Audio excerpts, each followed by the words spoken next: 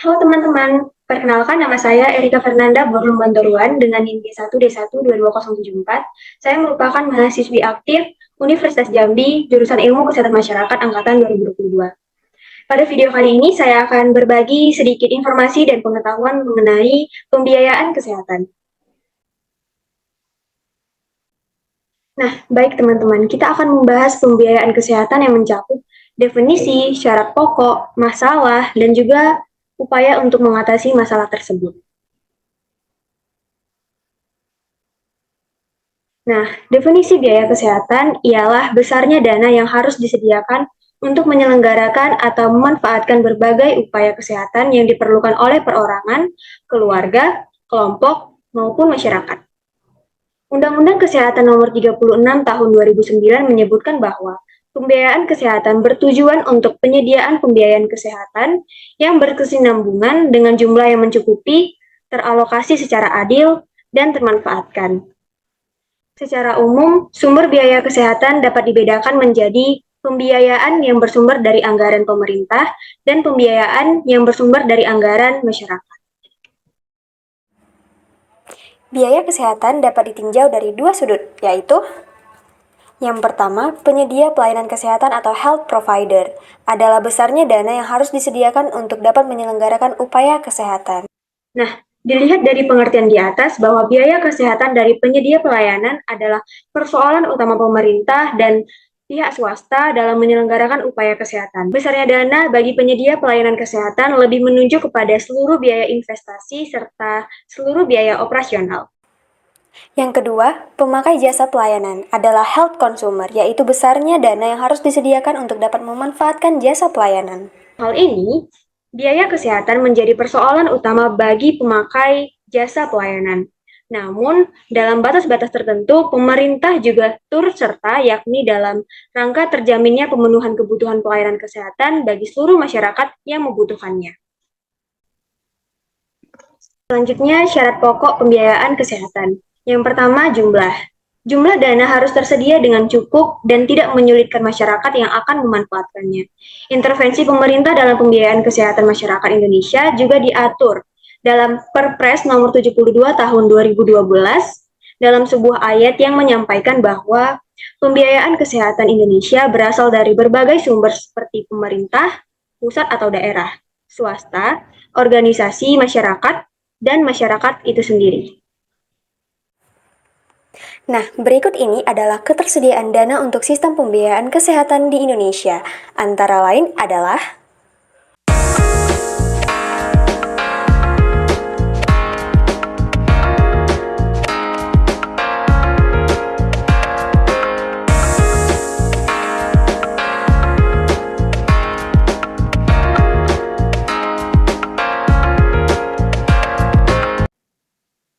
Nah, selanjutnya ada penyebaran. Penyebaran dana harus teralokasikan dengan baik di seluruh layanan kesehatan. Jika dana yang tersedia tidak dapat dialokasikan dengan baik, akan menyulitkan penyelenggara setiap upaya kesehatan. Yang ketiga, pemanfaatan. Pemanfaatan harus diatur dengan seksama.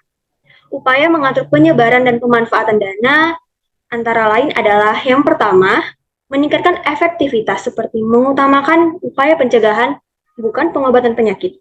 Yang kedua, peningkatan efisiensi mekanismenya, seperti standar minimal pelayanan yaitu standar minimal sarana dan standar minimal tindakan. pemanfaatan dana. Sumber dari APBN digunakan untuk anggaran Kemenkes, anggaran kesehatan kementerian lain, anggaran kesehatan daerah atau Pemda, penerima bantuan iuran PBI BPJS, anggaran kesehatan daerah, jaminan kesehatan daerah.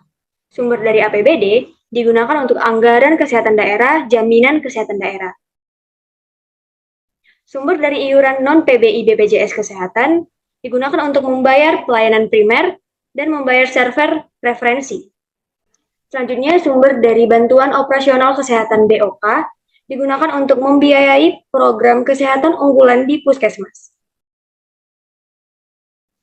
Selanjutnya, sumber dari perusahaan asuransi swasta digunakan untuk membayar pelayanan kesehatan primer dan rujukan. Selanjutnya ada sumber dari dana kesehatan perusahaan atau dana layanan kesehatan untuk membiayai pelayanan kesehatan pekerja. Selanjutnya ada sumber dari rumah tangga atau OOP untuk membayar pelayanan kesehatan primer dan rujukan. Nah, selanjutnya masalah pokok biaya kesehatan. Yang pertama, kurangnya dana yang tersedia. Yang kedua, penyebaran dana yang tidak sesuai. Yang ketiga, pemanfaatan dana yang tidak tepat. Yang keempat, pengelolaan dana yang belum sempurna. Yang kelima, biaya kesehatan yang makin meningkat. Nah, dalam poin yang kelima, dapat dibagi menjadi 8 pokok bahasan lagi. Yang pertama, tingkat inflasi. Apabila terjadi kenaikan harga di masyarakat, maka secara otomatis biaya intervensi dan juga biaya operasional pelayanan kesehatan akan meningkat pula, yang tentu saja akan dibebankan kepada pengguna jasa.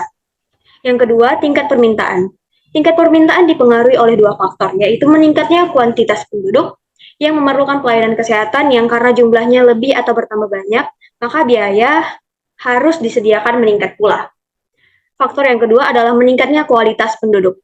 Dengan tingkat pendidikan dan penghasilan penduduk yang makin membaik, mereka akan menuntut pembiayaan layanan kesehatan yang lebih baik pula, dan hal ini membutuhkan biaya pelayanan kesehatan yang lebih besar lagi. Selanjutnya, kemajuan ilmu dan teknologi. Adanya kemajuan ilmu dan teknologi dalam penyelenggaraan pelayanan kesehatan, penggunaan peralatan kedokteran yang modern dan canggih, memberikan konsekuensi tersendiri yaitu tingginya biaya yang harus dikeluarkan dalam berinvestasi. Selanjutnya, perubahan pola penyakit. Meningkatnya biaya kesehatan juga dipengaruhi oleh perubahan pola penyakit yang bergeser dari penyakit yang sifatnya akut menjadi penyakit yang bersifat kronis. Dibandingkan dengan berbagai penyakit akut, perawatan penyakit kronis ternyata lebih lama. Akibatnya, biaya yang dikeluarkan untuk perawatan dan penyembuhan penyakit ini menjadi lebih besar. Nah, selanjutnya perubahan pola pelayanan kesehatan. Perubahan pola pelayanan kesehatan ini terjadi akibat perkembangan keilmuan dan bidang kedokteran, sehingga terbentuk spesialisasi dan subspesialisasi yang menyebabkan hari perawatan juga akan meningkat. Selanjutnya, perubahan pola hubungan dokter dengan pasien. Karena perkembangan spesialisasi dan subspesialisasi membuat pasien menuntut adanya kepastian pengobatan dan penyembuhan dari penyakitnya.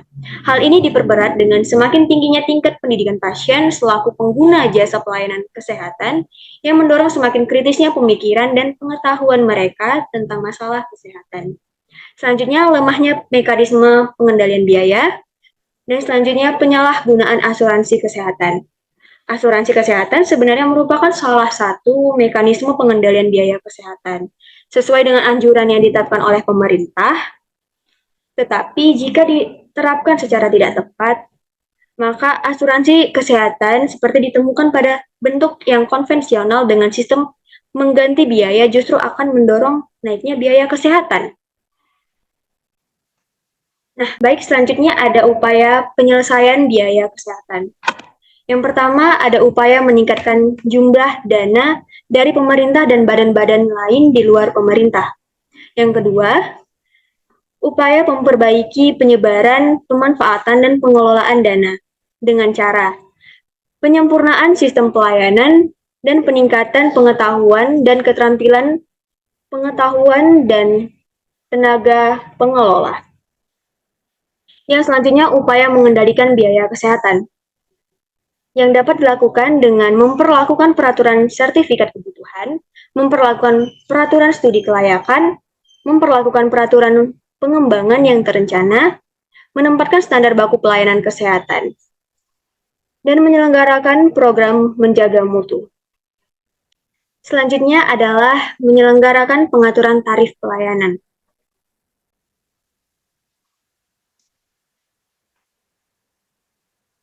Sekian pembahasan saya mengenai pembiayaan kesehatan, masalah apa saja yang terjadi dalam pembiayaan kesehatan di Indonesia, dan upaya untuk mengatasi masalah pembiayaan di Indonesia.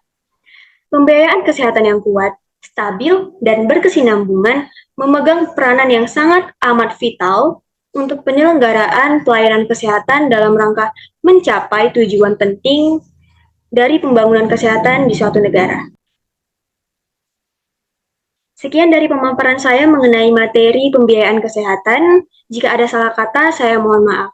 Terima kasih.